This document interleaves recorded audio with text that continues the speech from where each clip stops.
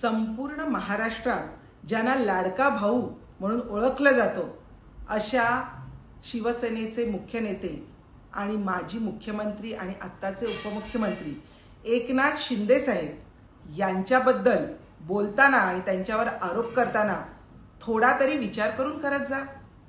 अहो, कार्यकर्त्यांच्या मागे उभं राहणं म्हणजे काय असतं, कार्यकर्त्यांची दुःख ज्याला समजतात आणि आज जे पक्षाचे मुख्य नेते असून सुद्धा स्वतःला कार्यकर्ते समजतात त्या एकनाथ शिंदे साहेबांबद्दल तुम्ही बोलताय।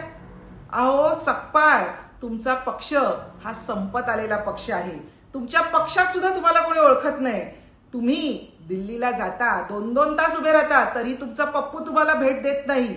तुम्ही शिंदे साहेबांवर बोलणार?